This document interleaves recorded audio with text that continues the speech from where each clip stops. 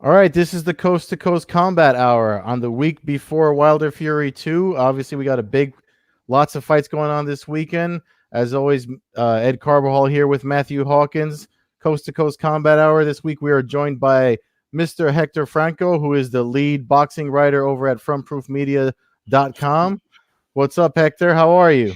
Man, I'm doing good, man. Thank to both of you and Matt for having me on here today. I'm a big fan of you guys, so I'm looking forward to talking about boxing and MMA and everything combat sports. Nice. Yeah, we try to mix in boxing as much as possible, especially with the kind of the rise of the. I mean, boxing never left. I think that was kind of a myth that MMA fans wanted to kind of use to raise the value of their sport. But right now, the heavyweight class is really somewhere. It seems to me that we haven't seen since maybe the mid '90s, kind of the Klitschko, Holyfield, Lennox Lewis era. So we got the big Wilder Fury fight coming up. It's got to be, for a boxing writer, man, that's got to be something to get you excited when you got a big heavyweight world championship fight. Oh yeah, absolutely. And then when you consider the two personalities involved, you got Tyson Fury, who he recently did a WWE show, in Saudi Arabia, that Crown Jewel show. He's perfect for any interviews, and the same thing with Deontay Wilder. So it's a boxing writer's dream to have this. I actually wanted to start off by asking you guys a question here.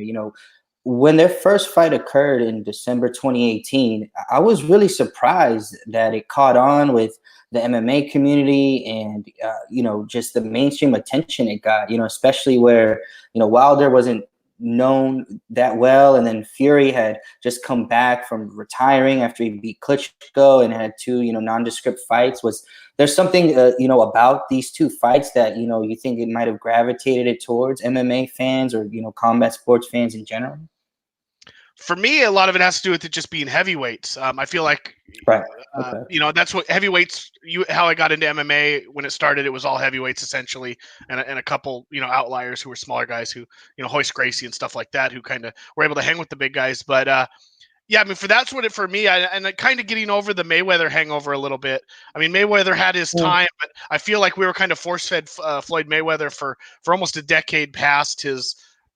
Maybe not full a decade, but probably a good 5 years past his relevance. Maybe the Canelo fight was really the last fight that I can think of that kind of had me real interested. I think he fought Berto and some other guys kind of shortly thereafter, and those fights didn't really mean much to me. And then we had the McGregor situation, which was basically just kind of a circus sideshow. So for me, it was the heavyweight, having a big striker like Wilder. With his power, kind of brought back the Tyson kind of thing, and then you had a big guy like Fury, who for me, with his movements and his ability to avoid the big punches and his technique, and plus his personality. I mean, you got two clash of personality between the two that really sold that first fight for me. So I mean, that's kind of where I came from. I don't know what Ed's opinion is on it. Well, I mean, it's weird that it's funny Hector asked that, because we kind of talked about it when you were in New York covering. I forgot what you came to cover when you came to the Garden. I think it was Gennady Golovkin against Daniel Jacobs at the Garden around that time, like March. I think it was snowing. Yeah, it was definitely. I remember it was before St. Patrick's Day, because the Irish dude that McGregor walked in when would coincidentally that night before. Yeah, so we were actually out, Michael Conlon. We were outside the Garden that night, freezing our asses off and looking for a place to get beer. But it's funny that you asked that, because I know we talked about it back then, and Matt, I probably mentioned this to you too. But the thing is with myself anyway, I've always been a fight fan. My dad was a boxer, in his younger days before he became a chef, and being Mexican, obviously you don't grow up in a Mexican household, without watching boxing. So I don't want to say I left boxing, and again, Hector and Matt, you probably know this story, but I just kind of drifted away from it. Pretty much, I told you the whole Lennox Lewis, Evander Holyfield thing. I mean, not Lennox, Lennox Lewis and Vladimir Klitschko.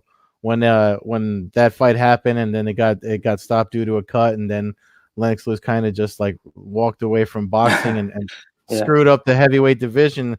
It left a bad taste in my mouth, but I was always a hardcore. I was a hardcore boxing fan, And this is funny because like now I don't watch as much UFC as I used to because of the whole ESPN Plus thing. But I don't have HBO anymore. But when I had HBO, I would tune into every boxing thing that was on. So it's funny how history kind of repeats itself when programming changes for me anyway. But I never. I mean, obviously, I'm working. For all the years I wrote at Frontproof and stuff as an MMA guy. I was never outside of the boxing space. I was always kind of aware of what was going Right. on. So when I saw just that the first, and the first fight happening and seeing these guys, at the levels they were at coming together, it was definitely a fight I wanted to see, a real boxing match, not a circus like the Mayweather McGregor thing.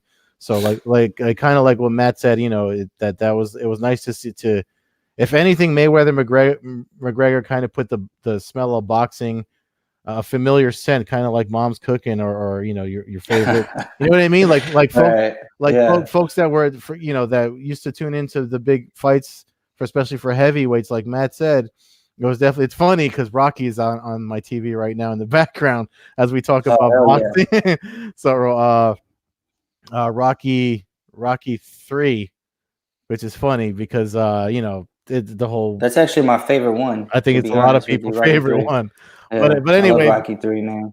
but that's what kind of like, so I was never like far from the sport or whatever, but something Hmm. about, I want to say, in the last couple of years, I mean, with the whole thing, even with the Andy Ruiz and Anthony Joshua, that whole thing, this Right. particular matchup, there's just been a lot of interesting things with boxing. I think DAZN deserves some credit for the way they've been marketing boxing. um so I don't know. It's just like I said, plus MMA fans, we're never, I mean, me and Matt, Matt, you said this before on the other episode of the podcast, we're never not like fan, because a lot of MMA fighters train boxing too. They have boxing Of coaches, course. so Yeah. they don't, it's Of not course. something that we're ever really far from. The rules and regulations, a lot of that stuff comes from boxing commissions too. So it's never something that's out of the MMA space. We're actually always interested in it. um you know I never understood the rivalry between this boxing versus MMA thing. I know we've talked about this in private before, Hector. Yeah. Coming, Yeah. We have, for sure. yeah, so it's definitely, for me, it's just I've been interested in it, so that's that. I, I'm glad to hear that, man. Anytime we can get both communities together. I remember going to which wasn't a great event, but last summer I covered the bare knuckle fighting championship with Artem Lebow, and Paulie Malignaggi. The event itself, wasn't great, but it was cool to have like a lot of MMA media and boxing media there. So that was pretty cool. One thing you said was very interesting. We could get back to it, but you talked about a little bit about ESPN Plus, and how it's caused you to watch a little bit less UFC. I actually feel kind of the same way with a lot of the top ranked fights that are on ESPN and Mm. ESPN Plus. I know it's cheap. It's only $4.99, but sometimes it doesn't even feel like it's worth that much, a lot of the times, man, with some of the content they provide. But we get to dive a little bit more into that a little bit later. Yeah, I mean, the cool thing about old HBO was that, and I think even Showtime at times, is that they would show the pay-per-view like the next weekend. So even if Yeah. it was Oh, yeah. something where you didn't have the money to dish out, HBO would always have the replay like the following Saturday. If you heard it was a I great miss fight, those days. Yeah. yeah. So that was always kind of Yeah, cool. man. Um, It's but yeah, I it's mean, crazy. you got this big heavyweight fight. Like you said, the two big personalities. Where do you? We'll kind of get into the breakdown of this, but uh, is this the fight right now for boxing? I know Ryan Garcia fought in my neighborhood around this area last week, and he kind of picked up a lot of steam on social media or something. But is this the fight? Is there any other fight in boxing that would be bigger than this, or is this it right here?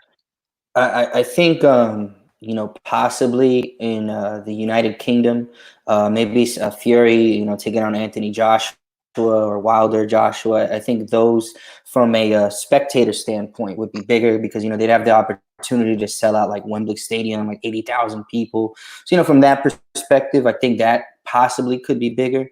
Maybe something like Errol Spence against Terrence Crawford, who are both prime welterweight champions. But yeah, for this year, especially in the 20, I don't know who Canelo's going to end up fighting. Of course, Mayweather and Pacquiao are, retired or well, not Pacquiao, but, Mayweather's retired. We don't know if he's coming back or not. So absolutely. I think this is definitely the biggest fight of the year so far, unless, something else happens with, one of the aforementioned three. Yeah. I mean, I feel like one of the things about these two guys, like if we get a clear winner this weekend, then Anthony Joshua, I feel like that has to happen. There's no way it can't I not hope happen. so.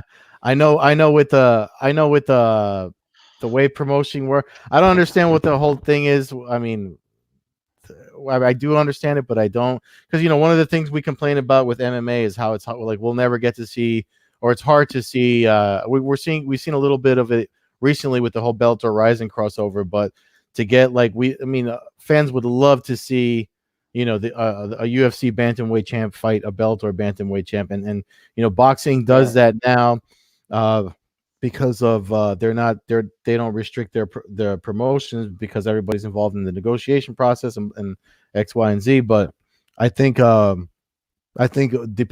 regardless of who wins from these two guys on Saturday, to make the next big boxing fight like Max is talking about, it's got to be Joshua versus the winner of this weekend. Even though I thought it was interesting that on the yesterday at the Grand Arrivals, Fury said that the WC title is kind of the only one he cares about winning, or something to that effect. Like it's almost like they've made Anthony Joshua irrelevant. Does that the vibe you get off of them too?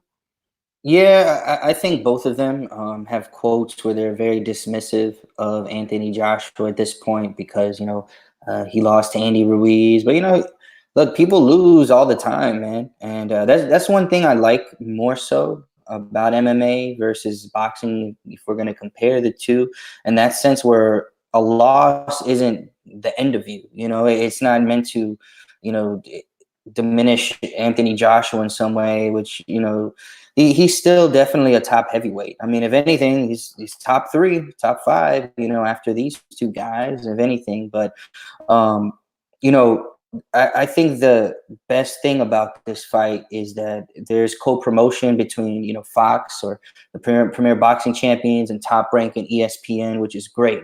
It shows that these guys are willing to work together if the proper fight can be made. And you're right that it is very difficult, man, within MMA, because it almost feels like it's bigger than just networks. You have two promoters, PBC and Top Rank, and then one of them's an ESPN, one of them's mainly with Fox, and then it's almost like with MMA, like Nike and Adidas doing something together. It's almost like these two big brands, Bellator and UFC. Hopefully, as the years go by, they'll be able to do more fights. But it does seem, UFC is stuck on the platform of ESPN Plus, so it might make it more difficult, for those kind of fights to happen in MMA. Do you I had something on top of my head, but it slipped out. Oh, I mean, let me get on this then. I saw a tweet from George Foreman today, and you being a boxing historian, somebody asked him how he would do against Tyson Fury, and his response was basically, and I was surprised me coming from a legendary boxer who, obviously is confident in his own skills through it and is a legend, that he basically came out and said that Tyson Fury would essentially be able to dodge most of his power and steal rounds from him throughout the fight, and basically win a decision. As a boxing historian, do you see a comparison between kind of Wilder and Foreman?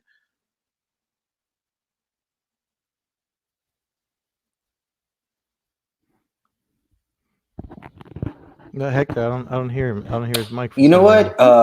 There I it think goes. as far as their punching power, absolutely. I think it was more of a thudding kind of power. You guys hear me now? Okay, good. Yeah, Sorry yeah, about that. So with Foreman, I think he's always been very gracious. I think to guys of these eras, talking about any of these guys. So from Mayweather to Pacquiao. So as far as comparing Wilder and Foreman's power, Foreman is power. Was much more thudding kind of power. You watch old tapes of him training. He's like destroying heavy bags. Like they're like twisting in half almost. A lot of them. Well, Wilder, I think, is more of a. It's almost like his punches are a lightning strike. It's very sharp punches. They're very precise punches when they land. So I think the power is definitely comparable, but it's different kind of power. Where I think Foreman is more of the guy who like will then stop you, while Wilder just one hit and you're out. And at the end of the day, in boxing, you only have to be out for 10 seconds or for a 10 count. So, and that's all it takes. yeah. And that's one of my favorite quotes that Wilder's had before he fought a rematch with Luis Ortiz late last year. He mentioned that these guys have to be perfect for 36 minutes against me. I only have to be perfect for 2 seconds, which I thought was just an awesome quote. Yeah, And it's true, man. That's pretty much how that Luis Ortiz fight ended. 6 rounds in a row, and then just hit him with a right hand in the 7th round, and it was over. yeah. No, that's actually it's funny that you mentioned that because that's a popular quote. He said that more than once, especially recently. Um, but as far as You like looking guys at have, as far as, did you guys were able to both see the first fight? Did you guys both have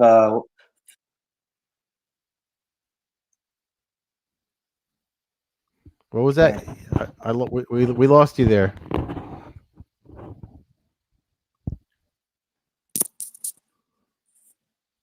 Hey Ed, are I'm you assuming he was. talking right now? I can't hear you. Oh, Can I you hear me couldn't hear now? you just This is now if you Matt. were speaking. Oh, okay. I No, couldn't okay. hear you So guys. I'm I'm sorry assuming about you were that. asking. I'm assuming you were asking if we both had or how we had the cards of the first fight. Yeah, I can hear you, Matt. I can hear you. Yeah. Okay, so if you were asking about the cards, I had Fury winning, but I Yeah, also for just after he your got. impressions of it, maybe if you didn't score it round by round necessarily, but just your feelings after the fight. Yeah, I mean, I don't necessarily score it exactly round by round. I'm kind of keeping an idea as the fight's going on, and I had Fury. I thought Fury won the fight, but when he got dropped in the 10th round, it didn't surprise me at all that it became a draw. It was the second time he had been put down. Um, so I know boxing scoring is round by round, but if I'm judging a fight, I had no issue with the draw. I mean, I wanted Fury to win, but this draw didn't surprise me at all, especially with it being boxing judges or combat sports judges, Hmm. basically nowadays. So it didn't Yeah, surprise me at all. But I had Fury winning. If I would have been a judge, I would have had Fury probably winning by a point or two. yeah. If I'm gonna it's funny that we're talking about the first fight. The thing about that, I mean, I've always been a fan.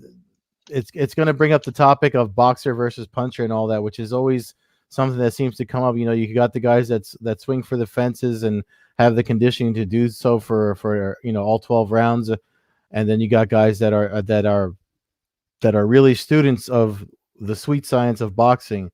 Footwork, head movement, slipping by punches, and not every punch is a power punch. Some are combinations to set up finishes and things like that.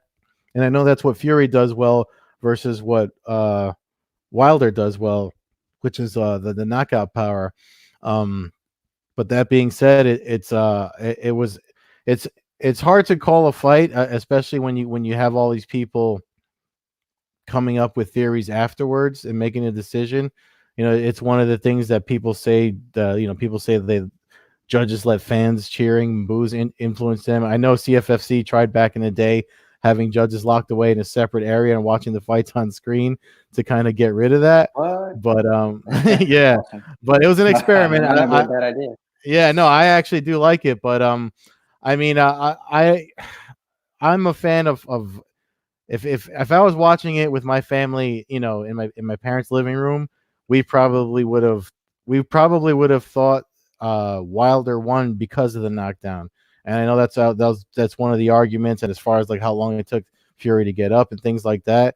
So I'm gonna lean towards that, and that's kind of because he came closer to what looked like a finish to me. That's kind of where I would probably go with my prediction for the weekend. The only reason I'm bringing that up because us folks are Jake Sage is asking for predictions, so maybe you jump in with your breakdown, Hector, and see if you think I'm right or Yeah, wrong. yeah. Absolutely. Like, just breaking it down, just looking at the first fight, the looking at the CompuBox stats, the fight was pretty close. Both fighters, Wilder actually surprised me, after watching the fight again, and then looking at the punch stats, Wilder threw over 100 more punches throughout the fight. Now, in the first 6 rounds, I only scored the fourth round for Wilder. So I'm assuming, obviously, looking at the judges' scorecards, the judges would have disagreed with that, and they gave a lot more of those early rounds to Wilder. He landed 71 out of 430 punches, 16.5%. Fury had him beat as far as connect percentages. The biggest thing, though, when I look at these punch stats, is jabs thrown by both guys. Wilder threw 248 jabs, and Fury threw 223 jabs. Now, Fury was more accurate with the jab, and as far as breaking down this fight, and this is going to sound harder, it's going to be harder than it looks to do, obviously. But I think one of the keys to victory for Wilder is to be more accurate with this jab and to not be so obvious with his jab. Mix it up, throw it to the body more, throw it more up top. Don't just use the same kind of combination where you're doing a feint jab to set up the right hand constantly. Someone like Fury, who throughout the fight was constantly feigning throughout the fight, constantly feigning and moving, is going to be able to catch on to that kind of rhythm from somebody. But, hey, at the end of the day, I guess it kind of worked, though, for Wilder, because he was able to score 2 knockdowns. On the flip side, for Fury, I know he's had some quotes saying, "Hey, I'm gonna come in there and knock this guy out in the second round." Now, that tells me two things. If you watch the first fight, in between rounds, his trainer at the time, Ben Davison, who was, I don't know, he was a pretty young trainer, like 26, 27 years old at the time, kept telling Tyson, you're going to beat this guy with your left hand. I know you see the openings, but don't go for them yet. So it might be something where Fury might have seen something in the early rounds that he didn't just go for it because maybe he just wanted to listen to his coach. Wilder doesn't fight on the inside very well. He doesn't fight going backwards very well. So I think that it might not be a bad idea for Fury, but one thing I would recommend for him, go to the body more. He landed anytime he landed on Wilder. And I think that if he's planning on knocking out Wilder, going to the body and then setting up a right hand, which he landed a lot of right hands on Wilder in that first fight. I think that could be a good strategy for Fury. Interesting. Do you have a prediction? Going with a prediction here, man. Man, rematches tend to be hit or miss in the heavyweight division, man. Look at Lewis Holyfield too, an okay fight. For this one, I'm going with I'm gonna just go with my head here. I had Fury winning the first fight, so I'm gonna go with him again to win this fight. However, I do want to say this: Wilder in both of his rematches, Bermain Stavern, who he originally won the WBC of, and then once against Luis Ortiz, he stopped them quicker and in more devastating fashion in both of those rematches. So, there's always that possibility as well, guys. Maybe Wilder will land that right hand, and that'll be all she wrote. Yeah, I mean that's always a possibility when you got the power and speed of Wilder. A couple weeks ago, I predicted I did an early prediction, and I thought I picked Fury. I think he avoids the big power punch this time. He's shown he can get up from it. Now, obviously, that's not a guarantee if you take one from Wilder, but he got up, basically survived death on that second one in the first fight. I think his movement's too much. I think Wilder. I know he put away Ortiz, but he was kind of lackluster up until the point of the finish in their rematch. I think Wilder will give away too many rounds, or Fury will win too many early rounds, I know. And be able to hold on to win a decision. I think he wins the fight about like 8 rounds to 4. If I was just gonna try to handicap rounds. Yeah, man. I mean, like I said, I for some reason, I know my picks have been garbage in MMA, so it's probably going to translate over to boxing. But I just, for some reason, I feel like Wilder can get it done. Yeah, that's I pretty think much he'll how I lose had on the first fight points. score.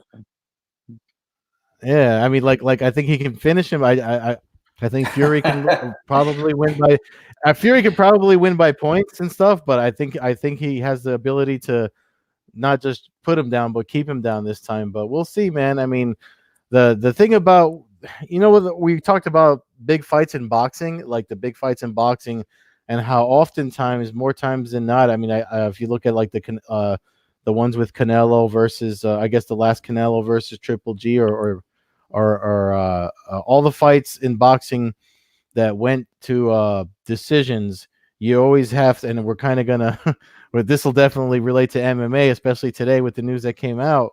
Um, if somebody doesn't get a finish, which both men are calling for finishes in boxing this weekend, if it does go to the judges, there's always something that creates some type of drama over the weekend, over after the weekend after the fight. And I know boxing is not exempt, and neither is MMA with the stuff that happened at 247 not so long ago. So I don't know if you guys are more concerned about it going if not getting a definitive winner. Like do you think we'll get another draw or odd judging call? Is that a possibility? I mean, it wouldn't surprise me at all. Um, I personally think that we're in for like 4 bouts between these guys. I think Mm. the first one being a draw is kind of a wash. I'm assuming the odds of another draw are pretty rare, so I assume somebody wins this fight. And then again, once somebody You know wins this what? fight, I think it's possible. This is possible. yeah, I mean, I don't know. I think we're in for 3 or 4 fights between these two. I don't know if Joshua ever actually gets in the ring with these guys. I think if they make enough money, and depending on what happens with the judges and if there's any controversy, I think we're in for couple fights between these two over the next couple years. How about you, Yeah, Hector?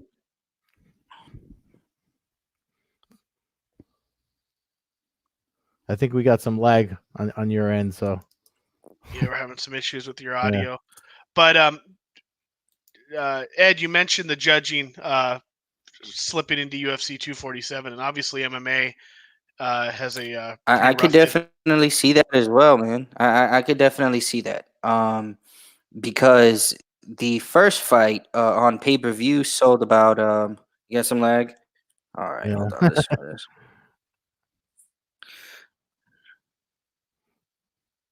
It's like a couple of minute lag, so let's give him a couple minutes.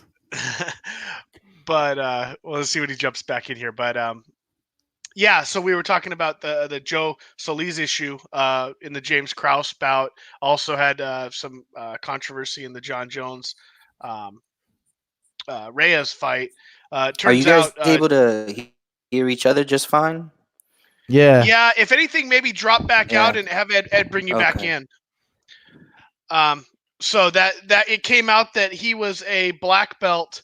He received his black belt in 2008 under the coach um, for Giles, the opponent for Kraus. Mm. He hadn't been in the gym since I believe 2010, apparently, but uh, obviously there's a conflict of interest. We talked about it with Ray Robles when we talked about fighters judging. Mhm. But when you have a student and somebody who received their black belt judging a fighter who's being coached by your mentor and your sensei is not the right word, but martial arts fans will kind of understand that. It's definitely strange, and whether it had anything to do with the decision or not, I don't see how we really you bounce back and forth between with that happening in sports. I think there's got to be a bit of an investigation and this Joe Solis for not bringing that to light prior to the bout. Loses really any credibility he may have had beyond just being a bad judge. Now you look corrupt and you should have stepped aside from that fight. I would think. I can't really think of a situation where you'd want to be taken seriously and you'd be willing to be a judge in that fight and think that there's not going to be something that comes down the line towards you with criticism, especially the way the fight was judged. Yeah, no, I agree, man. I mean, there definitely needs to be something done. Hector's back. Hopefully, he's connected well. He looks frozen, but we'll see. I know. Hopefully, the audio works better. All right. I mean, I'm you still sound frozen. fine. Oh my gosh. I mean, your No, man, I'm your image sorry, is guys. frozen. That's all right. But your image is frozen, but your Okay, audio is well, coming in. one out I of mean, two. yeah, as long as we can hear you, I mean, that's good enough. But we're talking about judging. I don't know if you heard the news. We had a situation in MMA where a judge, Good. so I don't know. It's a weird situation. I'm not sure where this is going to go for the Solis guy.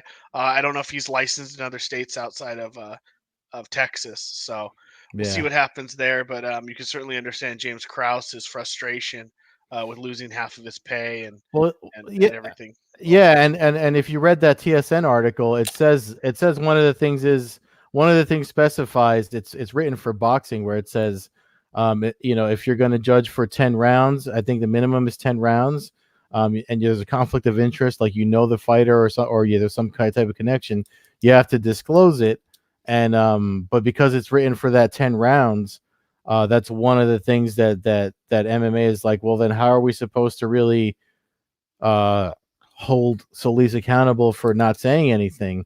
So that's going to be a long drawn out thing. But I mean, horrible judging exists universally in combat sports. I mean, Adelaide Bird has affected both boxing and MMA. So I don't know if Hector's back. Are you back on? I think he's still lagging. So yeah, I mean that's the judging situation. Were you able to Oh, catch? she's done MMA. Yeah, she did. She's done a few events. She's done MMA before. Allie Bird. Yeah. Unfortunately, yes. Ah, man.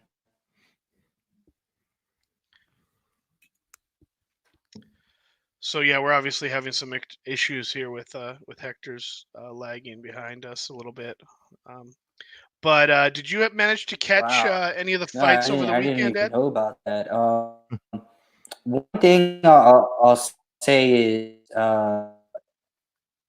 the Texas Commission is widely known in boxing as being one of the worst commissions.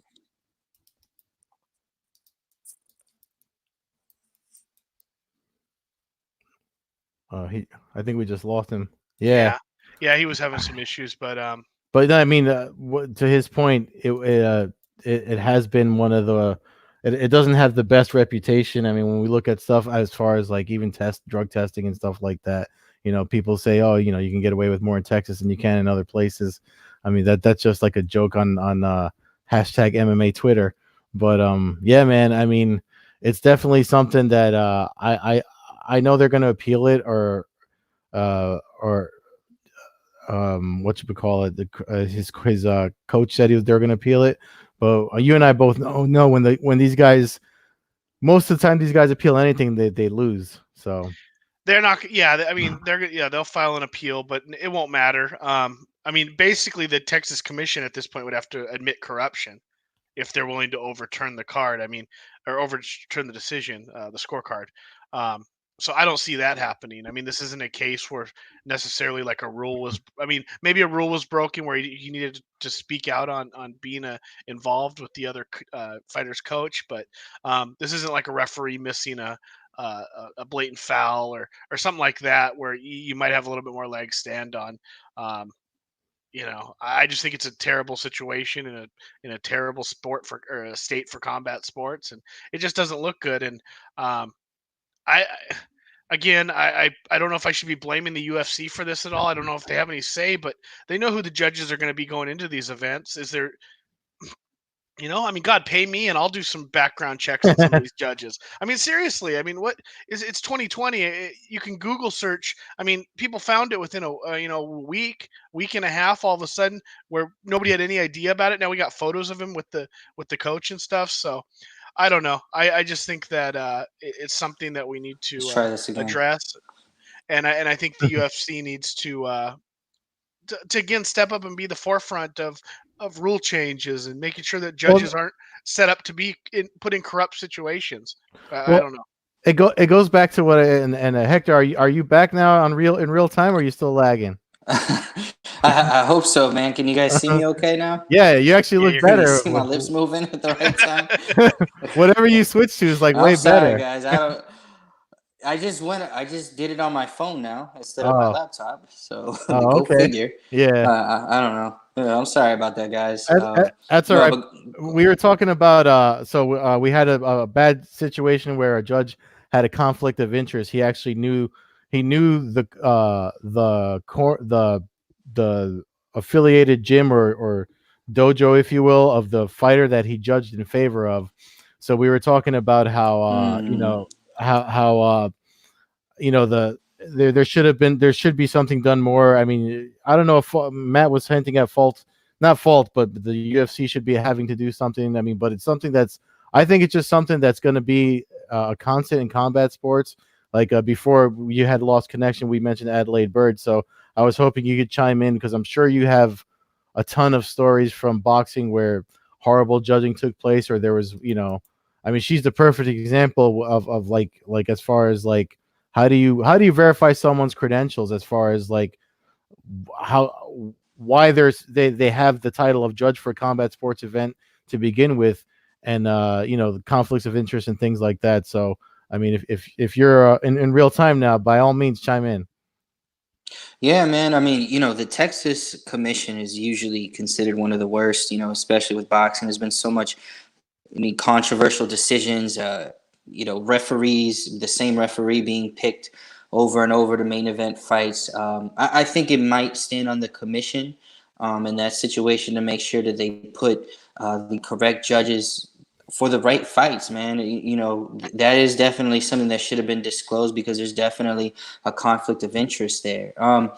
One thing I did want to ask you guys about scoring, and I understand that in MMA, with standard fights, they're 3 rounds. Championship fights usually 5 rounds. How do you guys feel about judges scoring certain rounds a draw, like a 10-10 round? I know that in boxing, it's usually frowned upon for judges to do that, which I think a lot of the times in rounds where nothing happens, you're kind of forcing judges to kind of flip a coin and pick someone. And I think sometimes that leads to sometimes these weird kind of scorecards. What are you guys' thoughts about scoring rounds a draw? I've been a big proponent for a long time. I think a ton more rounds should be scored 10-10. I think that would solve a lot of the judging issues that we have in the sport and a lot of the controversy. You'd have a lot of draws, but I have no problem with that. I'm okay with draws. I judged one MMA event in my life, and it was 20 years ago now. It was basically no holds barred event, and it was young up and coming fighters. And the people I was helping with the event basically told me, hey, these are young up and coming guys. If around 10, if you can't if you can't sit here and convince somebody that somebody won that round, score it 10-10. He goes, lost on these. So maybe UFC is a different world where we're getting into the big, but I would love to see a lot more 10-10s in the lower MMA events. It would, so what if a guy has 10 draws on his record? In Japan, they do. In Japan, a lot of the fights, if you go to decision, it's an automatic draw. And I'm not even so opposed to that if we get to a point, especially with open scoring, if we go to the open scoring thing and you start seeing guys taking rounds off and stuff. I have, so I'm definitely open to the 10-10. I've said that there should be, if there's been 1,000 fights scored in the last 10 years, 900 of those fights should have had a 10-10 round at some point. I mean, that's basically the way I see it. So many rounds are so close, and MMA's already screwed up because we're trying to use the boxing scoring. And we don't have enough rounds. We don't have enough rounds for it to even itself out. In boxing, you got 10, 12 rounds. Some fights you have 4 rounds, 6 rounds, 8 rounds. But the fights that everybody mostly watch are 10 and 12 rounds. So you can get past. Usually, you can get past a round or two of kind of controversy. In MMA, it's literally one round. I could beat the hell out of you, and I get a 10-9, and the next round we jab and jog around the ring, and you jab me 3 times and I only jab you 2, and they call it a 10-9 for you, and somehow the fight's even going into the third when you've got a broken orbital bone, you're missing 3 teeth, and I mean I've broke a sweat, but the judges have it 19-19 going into the third. So I'm a huge thing for 10-10. I think that's how judges should score it. I don't think the judges know enough of what they're looking at to honestly be able to do a 10-10 round. Yeah, no, and what you just said. Yet last point is a good point. There goes Paul Sedabakadaka, however you say his name. Adelaide is a dunce. I agree with you 100%. But what you just said, Matt, as far as like they don't know enough. That's one of the things that we actually kind of touched on this on last week's episode when Ray was on. Like as far as especially for mixed martial arts. There's judges from boxing that don't know the intricacies of the other aspects of fighting, judging in mixed martial arts. So and this is what I mentioned when we had Ray on last week, he coaches a lot of jiu-jitsu guys and fighters and stuff. He's a black belt, jiu-jitsu black belt out of Tampa, and Orlando or Orlando, sorry. And he said that like one of the things is like, so if a guy's on his back, we had talked about it. Or I said rather, if a guy's on his back and there's a guy on top of him, and he has a top position, but the guy on his back is attacking, going for submission after submission, sweeps and stuff like that. He's threatening from the bottom. He's probably more threatening than the guy on top. But if a judge that comes from boxing that doesn't understand that, doesn't see that, then they're still going to score for the guy on top, even though like he's probably in the most danger. So that's one of the things that to Matt's points know enough about the sport that they're judging on. But the other problem is then you have something like this guy Joe Solis. Like everyone was calling him a boxing guy. Coming to find out that he's got a Brazilian Jiu-Jitsu black belt, just so happens to be from the same gym as the guy that he judged in favor for. So it's wow. Definitely. Yeah, so it's definitely that's where the controversy even gets worse. Yeah, because the round that's in question, the fighter he said lost the round, took the guy down and had his back on the ground attempting chokeholds for over 4 minutes of a 5-minute round, and he gave the round to the other to his opponent, to the other guy whose coach is the coach that gave him a black belt in 2008. So we thought he was a boxing guy and he just didn't know what he was watching. But it turns out the dude basically should be an expert on ground fighting, and that's why it's even more controversial. It wasn't like it was a stand-up back and forth, couple takedowns. It was one dude on a guy's back for 4 minutes out of a 5-minute round, and he gave the round to the other fighter for landing like 3 grounded punches. Yeah, but so just I went a long way to answer Hector's question about the judging. As far as like, I don't know if I'm for doing 10-10 rounds, but because it's only going to create more controversy. As far as we're not conditioned, like you said, in Japan it's kind of normal for MMA, but for here, you're always going to have someone saying, oh, exactly. Well, like look, we all thought Judge Solis was a boxing guy. Come to find out, thanks to Aaron Bonster over at TSN doing his homework, to find out not only does the guy know the entire all the aspects of fighting, but he was just still favoriting his guy. And I actually, when we talked about how last week, Matt, when we were talking with Ray, I had said, I was like, yeah, we can get guys that know more of, but the thing is, you have to worry about belt. Remember, I said we got to worry about guys with belt affiliations and things like that, and 6 degrees of separation and who they shared the mats with. And this is like the perfect example. So it's like it's you're damned if you do and you're damned if you don't as far as your knowledge goes I mean, worst case scenario, you marry a referee like Adelaide Bird, I guess. Yeah. I know, right? So you asked us the question, Hector. What's your opinion on the 10-10s? Oh man, I've seen so many fights, man, where there's just been some close rounds where I wanted to just score it, 10-10, and I'm not a judge, but on my own scorecard, I might have just picked the fighter based on what I felt what I felt that they accomplished more of what they wanted to do in that round. But even then, that's very subjective, man. So I think it can work, but I think you guys are right. In boxing, because we have 10 and 12 round, fights, that it might be easier to transition more 10-10 rounds. As far as open scoring, I know you guys mentioned that.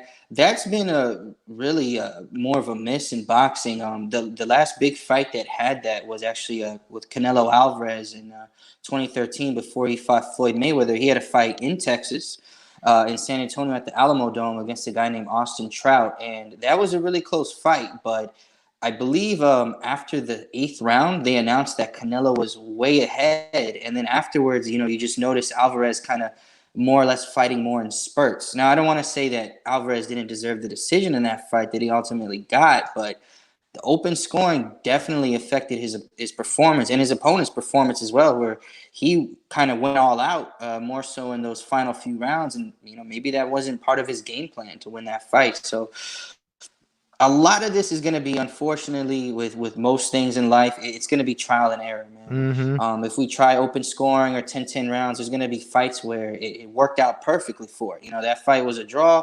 Nobody's mad that it was scored a draw, but then there's going to be other fights where, like, well, he clearly won that round. Why the hell did he score 10-10? I could see that happening both ways. Yeah, I mean, I'm not a big fan of the open scoring. I think it'll backfire. I think open scoring. Yeah, I think open scoring for the crowd, or for at least the television audience, would be something would be kind of cool to kind of flirt with, so that at least the audience watching can kind of get an opinion on what the judges are seeing as the fight unfolds. Also, this probably isn't a popular opinion. I don't know where the MMA world is on it, but I've said for a while now, I think MMA fights should be 5 rounds and 7 rounds. If boxers can go 36 minutes, I think we need more. If we're going to keep the scoring system, I mean, in a perfect world, for me, it would be a 30-minute fight like we had in the original Valley Tudo days, and maybe like a 15-minute fight, and you judge the fight. There's no breaks. If you get taken down and the dude's on you, you don't get the crowd, or the 5 minutes doesn't decide that you get a chance to stand up. So that's my perfect world. We're never going to see that. But no. I think all championship fights in MMA at this point should be 7 rounds, and I think regular fights should be 5. I think MMA has evolved to a point where everybody's defense is so good now, and there's such a parity among the top fighters that I don't think 3 rounds, and in some cases 5, is enough to separate, like you get in someone in boxing. In boxing, it seems to me, as someone who's watched a lot of boxing, you have a lot of close fights up into like the 8th, 9th round, and then all of a sudden the cream kind of rises to the top for the championship, quote unquote, championship rounds and the later rounds, and so it's usually you kind of have a winner. In MMA, you could have a guy kind of revving up to roll as the 4th round ends, and then all of a sudden you got 1 round. And we've seen it a million times where a dude at the end of the 3rd round or the end of the 5th round is controlling the fight, taking over, and all of a sudden they go, yeah, the fight ends, and it just doesn't seem like you have to develop, you can't really develop the storyline or anymore for me. And I think that's, or we change the rules and we go back to knees to the head, kicks to the ground. I mean, we've made it so it's defensive fighters and true, guys have become so good at defense now. You don't get, the finishing rate has dropped off. I mean, that's my thing. And I know there'd be some boring ass fights, but there's some boring ass boxing 12-round fights too. I think MMA fans would get over it. Yeah. I think you get over it, but right. That's what I do. Yeah, but so right now you just saw Hector. Just so you know, Matt just teetered in between the Just Bleed Matt Hawkins and making some sense Matt Hawkins, because sometimes I accuse of him just wanting to see too much violence. But to your point, Matt, I mean, I do miss the days of pride when we had a 10-10. What was it, 10 was a 10-minute first round, Yeah, you had a 10 and a 5, Yeah. and, Oh then my and then gosh, that's championship crazy, man. championship fights I were remember 10-10 and then a 5. yeah. So wasn't the first and there's probably a crap load of them. It was in Pride. The one fight I do remember was the first meeting between Chuck Liddell and Rampage Jackson. I think that was one in that 3 rounds, 10-minute round format on there as well. That would be very interesting, man. To go back to that. but the thing of One it, thing. Go ahead. I'm sorry. The thing about doing that is that that's those long rounds, that the 30-minute fights that Matt mentioned and stuff like that. That's Yeah. I mean, you got to think about the I got to choose my words carefully. The state of fandom that we live in. I'll say it like that. And not everybody, Yeah. not Yeah. everybody is ready for that. But For that. I think a lot of people are afraid of what they don't know, though. People Oh, act like yeah, soccer kicks or something are this thing yeah. where people are dying and left and right. The proof's not there. Japan's allowed soccer kicks for now going on like almost 30 years, and we Yeah, have no serious injuries from it. I mean, guys get their brains knocked around with elbows all day oh long, yeah. and they count. I mean, I think it's the fear of what you don't know. You go, oh my god, a 30-minute fight But around, do you but really think? we had it. Do you really think the front runner right now, the UFC, is the one that draws in all the new fans, all the casuals? You really think they're going to try to change what they've been doing now? I mean, it's not going to happen. I don't think they're going to, but I think in the long run it's going to hurt the sport. We talk about them not changing rules, Mm. not being not being the forefront of. They should be pushing for rule changes to make the sport better. Every other sport does that. Um, boxing falls in the same thing. Not much has changed in boxing, but boxing's a little bit more streamlined. I mean, it's a Well, stand-up sport. Baseball changes the way baseballs are, changes yeah, the way bats can be made, rules, pine tar rules. I mean, they changes need to stuff. start fighting in baseball because baseball's mad boring to me. But everything, Yeah. basketball changes. Yeah, You it know, is. I mean, For other But sports though non-baseball fans. change to try to keep it more fan friendly. well, The shot clock in basketball has when did changed they over time. Hector? When did they shorten the rounds in boxing? I mean, they went from 15 to 12 at some point. You know what? I believe it was in it started off with some of the boxing commissions choosing their championship fights in the late 80s. Mm. If you remember, Ray Mancini, he fought a fighter, forgive me if I mistake his name, Dun Kun Kim. Mm-hmm. And, he ended up, passing away. And I think with boxing, man, a lot of people are advocating not maybe not a lot of people, but some people I've seen advocate for even shorter rounds. Like I know in women's boxing they only do 2-minute rounds and Mm.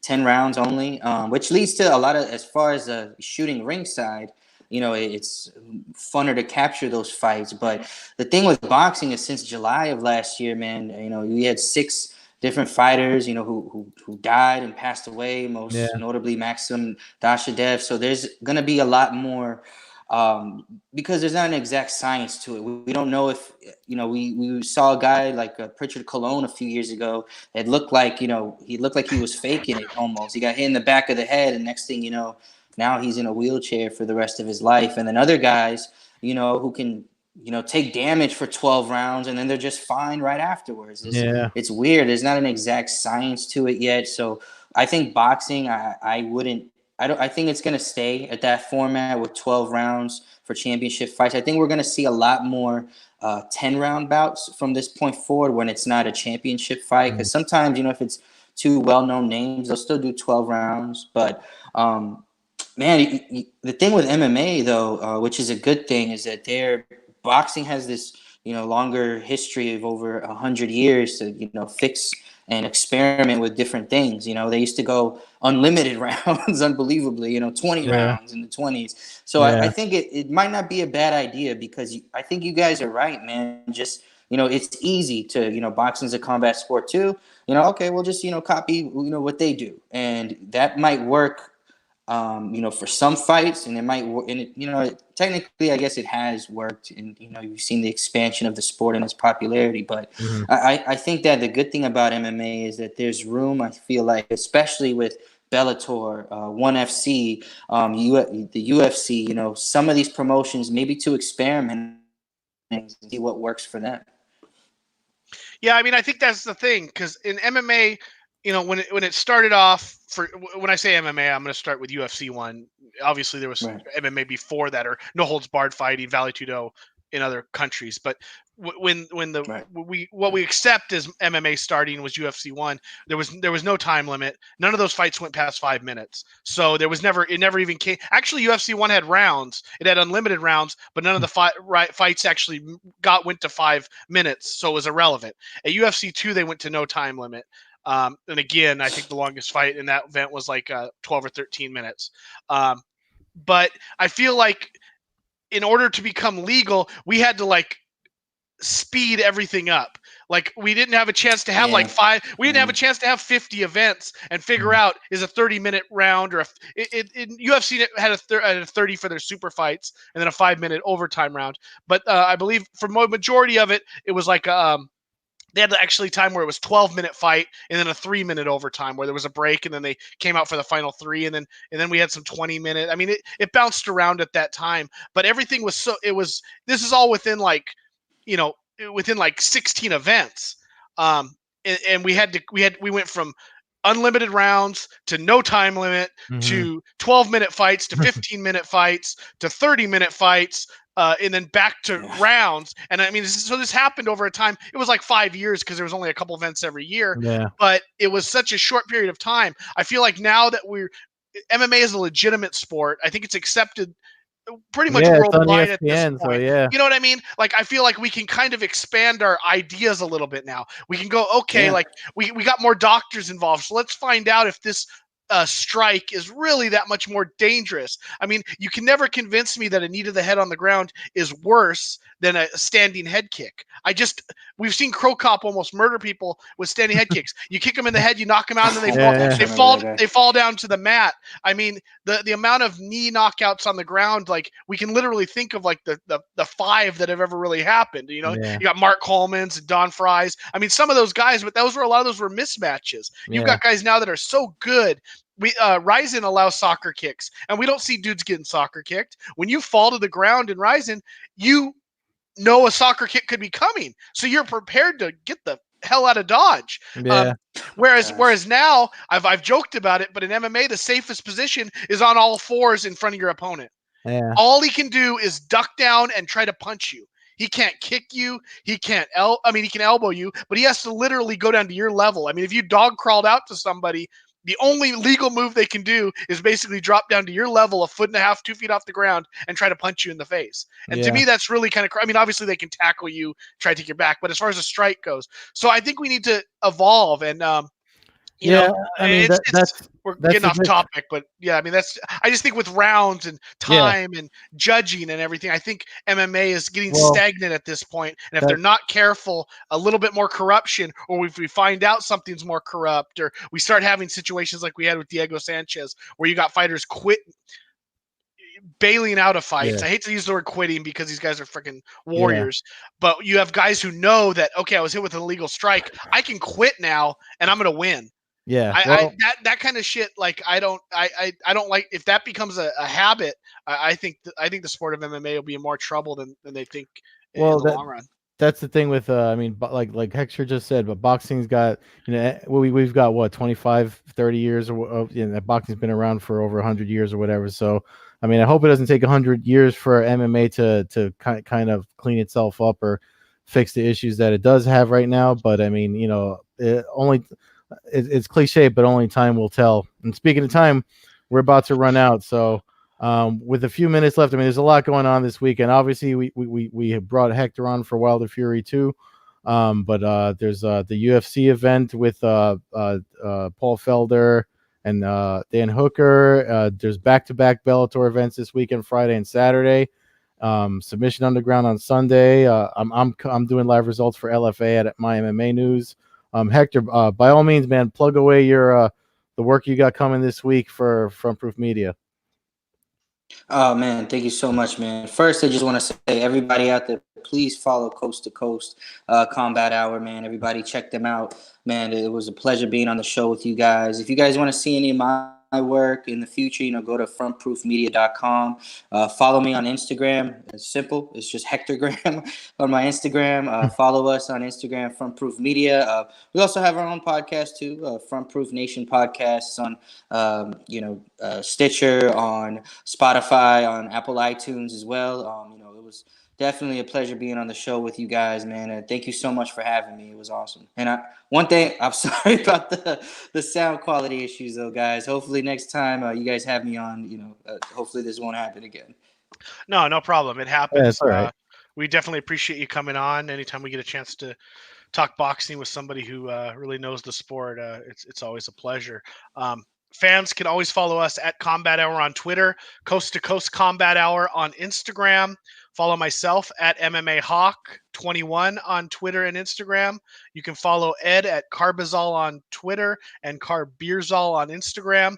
Like you said, loaded weekend, UFC, Bellator, and then the big heavyweight world championship, Fury versus Wilder pay-per-view. So look forward to talking to you next weekend and having you back on again in the near future here, Hector, to get us caught up and updated on the world of boxing as these big fights happen. Absolutely, man. Anytime, you guys. Anytime.